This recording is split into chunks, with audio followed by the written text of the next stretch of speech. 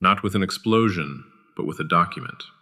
On September 1st, 2025, Washington issued an order imposing a 50% tariff on Burkina Faso's most valuable natural export, shea butter.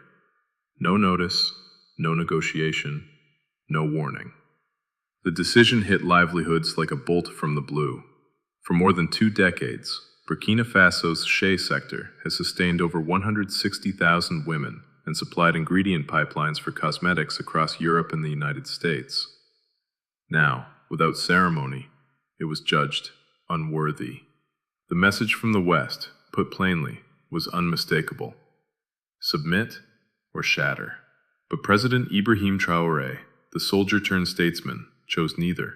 Within hours, he convened the Trade Council, addressed the nation, and called the tariff what it was: economic warfare dressed up as policy. They taxed labor, heritage, and the very hands that feed our mothers and grandmothers, he said. The line raced through villages, and the civil service, like fire through dry grass. In the Bulsar region, Aminatata sat cross-legged on red earth, her hands glossy with thick shea butter, unsure whether tomorrow would bring food or hunger. Across the country, co-ops stalled, warehouses shuttered. Trucks loaded with raw, unrefined shea stood motionless under a punishing sun. What Washington treated as a chess move, Traoré read as a betrayal. He did not plead. He pivoted. And in that pivot, the board changed. Contracts were reviewed, standards tightened, and negotiations reopened on equal terms. Burkina Faso would not remain a supplier of raw inputs. It would lay the groundwork for refining capacity at home, so value added could stay with those who create it.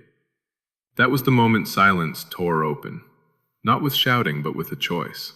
A new chapter began. What do you think?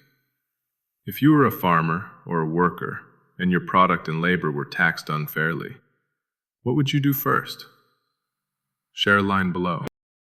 If this story feels worth following, a quick subscribe helps us keep producing independent, steady political analysis. By turning east instead of west, Trey invited a different future to the table, one not controlled by former colonizers or their currency games. What happened next would redraw not only trade maps, but the meaning of African independence. Could one embargo, levied by a superpower, become the spark that ignited a continent's economic rebellion? Or would the weight of retaliation collapse a fragile nation still healing from centuries of silence? The old order waited for Burkina Faso to fold. Instead, it stood defiant, and the world watched, not with pity, but with questions. The impact of the tariff struck fast and deep. Across Burkina Faso, procurement offices went dark. Export managers made frantic calls to American distributors, and buyers in Missouri, Florida, and Texas vanished from the phone lines. Some companies rerouted orders to Ghana and Benin, while others froze entirely, unwilling to risk further sanctions. In Bobo Dioulasso, the nation's main transport hub, truckloads of shea butter sat unmoved for days. Drivers slept in their cabs, paid by the journey, but with nowhere left to go.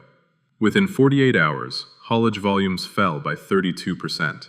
Factories suspended procurement, and cooperative women stood beneath neem trees waiting for instructions that never came. In Kaya, a cooperative leader named Salamata Konate gathered her team and spoke with restrained resolve. "They think we are just exporters," she said, "but we are mothers. We are fighters."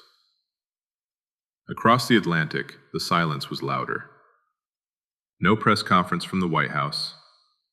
No explanation from trade officials. Only vague statements citing national interest and economic realignment. But in the corridors of Washington, there was calculation. The aim was pressure, disruption, control. What they didn't calculate was Captain Trout's readiness to pivot. On September 2nd, he summoned regional agricultural unions to Ouagadougou and declared an emergency assistance program for local cooperatives. "They will not break us by starving our people," he said, his voice steady and uncompromising. The phrase traveled faster than the shipments ever had. In Nairobi and Mumbai, his defiance led the headlines. In Dubai and Dhaka, market analysts debated the repercussions. The London Shea Futures Index spiked by 11% as traders scrambled to hedge supply risk. In Lagos, exporters hesitated to sign deals, wary of becoming collateral in a new trade war. But it wasn't just about butter. It was about control, about who owns the first mile of a global supply chain and who reaps the final dollar from it. At the Ministry of Industry in Ouagadougou, Minister Sor Zerbo made it plain. This isn't supply disruption, he said. This is a test of national backbone. That backbone would soon be tested further. In Illinois and Georgia, cosmetic labs began reformulating their products, replacing Burkina Faso's butter with Ghanaian stock and synthetic substitutes. But nothing matched the signature blend of creamy texture and high fatty acid balance. In Denver, a mid-tier beauty brand quietly admitted its new formula felt off. Customer complaints poured in. Creams no longer absorbed smoothly. Bath bombs left a greasy film. Loyalty wavered. And then came the deeper injury: identity loss.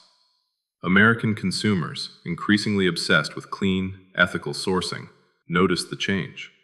Labels stopped listing origins. Reviews cried foul. "This isn't real Shea," they wrote. "Something's wrong." Across boutique beauty circles, a phrase began to circulate: losing the soul of the brand. Inside a natural skincare shop in Chicago, Clarissa Woodson stared at empty shelves and whispered, 3 months now, no Shea again. She was not alone. From Brooklyn to Los Angeles, store owners felt the same squeeze. Larger companies like Estee Lauder absorbed the hit with scale, suspending certain product lines and cutting corners elsewhere. But small businesses suffered. Staff were laid off, some storefronts closed. One skincare founder in Miami confessed she was taping shipping boxes by hand to save on costs. "Margins are gone," she said. "If rent spikes again, we're finished." Meanwhile, Traoré was not celebrating. Behind the midnight walls of the presidential palace, he reviewed logistics corridors, prioritized road repairs, and instructed his transport ministry to open new routes toward the east. He wasn't playing catch-up, he was 3 moves ahead. At 10:17 a.m. on August 4th, the counterpunch landed. China's Ministry of Commerce issued official import licenses to 128 companies in Burkina Faso. The deal was clean: 5 years, no quotas, direct rail access, and priority refining rights. No handouts, no debt, just trade. Inside the National Palace, Traoré stood before a map of West Africa, finger tracing the old American route, then sliding east until it stopped at the port of Conakry. "This is no longer theory," he said. "This is our new axis." The statement rippled across ministries. What had begun as defense now became direction. Shea butter, once a forgotten commodity, now sat at the center of a global realignment. In the hills of Kenedougou, women danced outside their cooperatives. "It means we work tomorrow," said Io, adjusting her headscarf. "And next week and maybe next year." That same week, Chinese buyers arrived in Abidjan and Lomé to coordinate shipments. The Belt and Road Corridor flickered to life. Shea, from a landlocked nation, now flowed eastward, backed by policy, pride, and precision. Across African media, a new phrase emerged: Shea Diplomacy. And in those 2 words was the quiet suggestion that maybe, just maybe, Burkina Faso had shifted more than butter. Inside the steel and glass labs of Sinwar Biotech in Chengdu, stainless steel tanks gleamed under LED light, each calibrated to refine shea butter. Not from Ghana, not from Benin, but from Burkina Faso. The transformation was swift. Just weeks prior, China had only dabbled in this niche. Now it positioned itself to dominate it. The moment Traoré signed the $2.1 billion agreement, Beijing responded not with slogans, but with infrastructure. 3 processing facilities broke ground in Shenzhen, Tianjin, and Nanjing. Hundreds of jobs were promised, supply chains reoriented. For China, the pivot secured quality. For Burkina Faso, it secured sovereignty. No longer was it shipped raw to be refined abroad. The New Deal embedded processing clauses, technology transfers, and reinvestment mandates into every line. Solar dryers, logistics grants, and factory training were not optional extras. They were signed obligations. For decades, African nations exported their wealth for cents, only to buy it back in luxury packaging for hundreds of dollars. Traoré called it economic servitude. His government changed that equation in Ouagadougou. New cooperative programs taught export scheduling, inventory management, and international negotiation. Women who once cracked shea nuts barefoot now scanned shipping manifests and spoke Mandarin. Each refined ton carried a new national stamp, the emblem of women's gold. It was more than branding, it was identity. In Accra and Lagos, radio hosts debated whether cocoa and palm oil could follow the Shea model. In Dar es Salaam, fashion shows displayed makeup lines sourced entirely from Shea for Sovereignty batches. And in Johannesburg, activist murals read, "From Soil to Sovereignty." Burkina Faso's pride had grown from protest to policy, from crisis to blueprint. It was not just economic, it was cultural. Even the Ministry of Education responded. New curriculum modules on indigenous trade history were rolled out. One assignment asked, "What does sovereignty smell like?" A 12-year-old girl wrote, "It smells like the butter my grandmother makes." Meanwhile, in Washington, trade officials clung to a narrative of national security. They said the tariffs were defensive, designed to level the playing field. But behind closed doors, frustration brewed. Their move had backfired. Small businesses collapsed. American brand loyalty eroded. Supply chains frayed. And yet, Burkina Faso did not gloat. It governed. While Paris bid for access it once assumed by default, Burkina Faso now negotiated like an equal. In Addis Ababa, diplomats reviewed a trade framework from Traoré. Not a plea, but a proposal. Clear, bold, signed. "We used to ask," whispered one West African envoy. "Now we negotiate." On runways in Seoul and store shelves in Lagos, shea butter from Burkina Faso now carried a different scent. Purpose. It was no longer filler, it was a flag. Analysts at the African Development Bank describe the shift as seismic. They have gone from being exploited, one senior economist said, to being irreplaceable. The Wall Street Journal ran a rare front-page story with the headline, "From Shea to Strategy, Africa's New Power Broker." And still, inside the National Cooperative in Ouagadougou, no parades were held. Instead, Traoré chaired midnight sessions on corridor repairs, reviewed refinery timelines, and ensured every document matched the dignity he had promised. He hadn't just rewritten a deal, he had redrawn the map. The question now wasn't whether the pivot worked, it was how far it would reach. Would cocoa be next? Would other African nations dare to reimagine their exports not as donations to the global machine, but as sovereign tools of leverage? Could this doctrine of trade, rooted in fairness, dignity, and value-added power, stand against the might of old empires and volatile markets? Inside boardrooms from Nairobi to New York, executives whispered the same word they once used dismissively: Burkina Faso. But this time, they said it with caution, with respect, with strategy. The world had expected silence. Traoré delivered alignment. And that shift, subtle but total, had turned a landlocked country into the keyholder of a new supply order. By mid-August 2025, Burkina Faso's economic pulse beat with new clarity.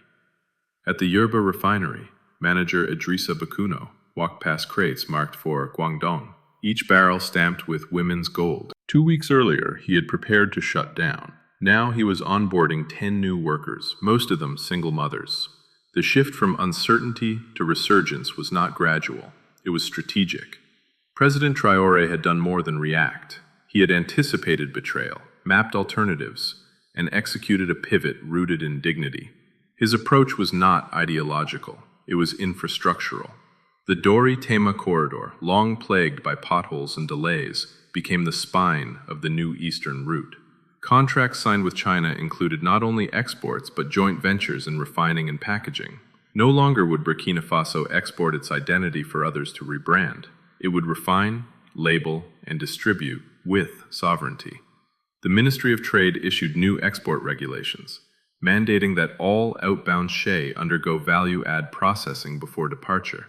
Foreign investors initially balked, but Chinese partners, sensing long-term advantage, embraced it. 3 logistics hubs were established in Leo, Koudougou, and Bobo-Dioulasso, reducing internal delays by 40%. For the first time, smallholder cooperatives accessed cold storage and digital invoicing.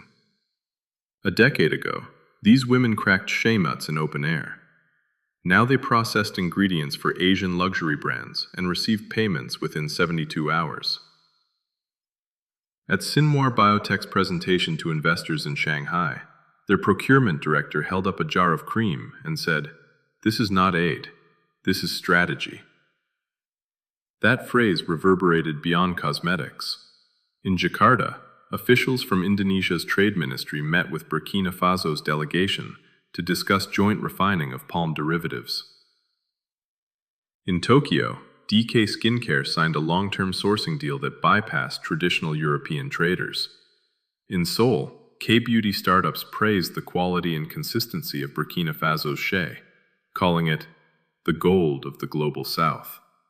Meanwhile, African governments took notes. Ghana's Ministry of Agriculture launched a working group on cocoa vertical integration. Senegal began assessing the feasibility of local cashew oil refining. For decades, Western powers insisted Africa lacked the infrastructure to lead. Traoré dismantled that myth, brick by brick. His model was not charity-based. It demanded contracts, clear terms, and respect. In one closed-door meeting with French trade envoys, Traoré reportedly stated, "We are no longer your reserves, we are your rivals." That tone echoed in business schools across Africa. Universities began teaching the Shea Doctrine as part of their development economics syllabus. Students in Abidjan debated case studies on value chain control. In Accra, youth-led cooperatives rebranded their products with phrases like, "From Africa with authority." No continent had ever shifted its narrative so swiftly. No leader had made butter into a battleground. Inside the cultural sphere, musicians released singles titled "Shea is Ours." Poets recited verses at independence festivals that compared cracked shea nuts to national scars that now healed. In Dar es Salaam, murals showed women lifting barrels of butter toward rising suns. A continent that had once whispered for inclusion now sang of ascendancy. And yet, amidst the global fascination, Traoré remained grounded.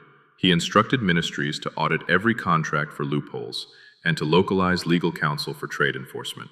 He banned the use of offshore arbitration in shea disputes. Burkina Faso would not outsource its justice. In every clause, he placed the worker first. Cooperatives were guaranteed royalties from every exported unit, a global first. This was not just policy, it was protection. It was respect for hands long unseen. Even in global forums, the shift was visible. At the UN Economic Commission for Africa, Burkina Faso tabled a motion to classify shea under strategic soft commodities. The vote passed, with support from 15 nations. At the African Union, leaders quoted Traoré's speech, "When we control the first mile and the last word, we control the story." For the cosmetic giants of the West, the loss was more than logistical. It was symbolic. Their grip had slipped. Consumers questioned the authenticity of reformulated creams. Bloggers exposed substitutions and greenwashing. And once loyal customers turned to products that bore traceable, ethical roots. Some brands tried to re-enter Burkina Faso. They sent envoys, wrote op-eds, issued statements of regret. But they no longer set the terms. In Ouagadougou, a young exporter smiled as he rejected an offer from a major American label. "We don't chase contracts anymore," he said. "They come to us." That phrase became a poster in the National Business School. It encapsulated a decade of frustration now reborn as leverage. Traoré had not only shielded an industry, he had weaponized it into policy, culture, and pride. And in that transformation, Burkina Faso's butter ceased to be a commodity. It became a message, a mirror, and a mat. What does sovereignty look like when it is built not on speeches but on schedules, not on slogans but on shipping manifests? In Burkina Faso, it looked like women waking before dawn, cracking nuts not for pennies but for purpose.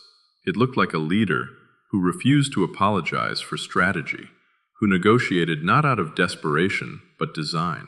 It looked like trade agreements with clauses for dignity, enforcement for justice, and royalties for the women who stirred the paste that built an industry. In global halls once deaf to African voices, the murmur grew louder.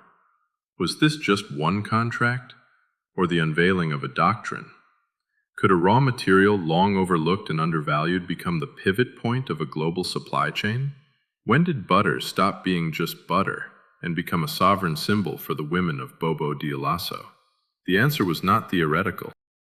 It was weekly pay, arriving on time, invoices no longer disputed, and foreign buyers showing up not with demands, but with respect. In Paris, in New York, in Tokyo, consumers noticed too. The texture returned. The scent lingered. But most importantly, the story changed. No longer was it packaged as an exotic extract from somewhere unknown. It now came with names, faces, and a flag. The global beauty market, once built on invisibility, now confronted its own reflection. Could a continent once silenced now lead? Could its smallest farmers now set the terms? Across Africa, the questions multiplied. If Burkina Faso could do it with shea, what stopped others from doing the same with coffee, with cotton, with gold? What new future could rise if raw no longer meant weak? If production began not in ports, but in pride? And if women's hands were no longer last in line, but first in command? The answers are still unfolding, but one truth remains. What began with a tariff ended with a tremor. And in that tremor, the old world cracked. Just enough for something new to grow. So ask yourself, when did Africa stop being a supply and start becoming a source of power? When did the continent's silence break loud enough for trade ministers in Paris, Beijing, in Washington to pause mid-sentence? In Burkina Faso, the answer wasn't found in rallies or protests. It was in a recalibrated export slip, in a renegotiated contract, and in the resolute voice of a captain who stood before a map and redrew the axis. The world had long written Africa as a footnote in trade, but Traoré wrote it into the headline, not by demanding favor, but by structuring fairness. Not by closing borders, but by opening lanes under African control. What changed the rules wasn't rebellion, it was readiness. And what made that readiness unstoppable was the belief that dignity doesn't come from permission, it comes from preparation. From a field worker knowing her export price, from a contract translated into her language, from a government that puts value before volume and people before praise. The Shea deal with China was not the end of a fight, it was the beginning of a framework, a vision in which raw no longer means cheap, a path where being landlocked doesn't mean being locked out. And in this framework, Africa no longer circles the same old tables, it builds new ones. So if you've ever seen your labor devalued, your history distorted, or your future negotiated without you, ask what it means to rewrite the rules. Comment below with your thoughts. What does sovereignty mean in your language? If you've walked these streets, built something from nothing, or simply watched your people rise in silence, drop your voice here. And if you stand with this vision of Africa, strategic, sovereign, and unshakable, share this story. Share it with someone who still believes we must beg to be included. Share it with someone who forgot how power shifts. And above all, subscribe, not just to this channel, but to the idea that dignity is no longer delayed. It is delivered. And it begins not tomorrow, but today.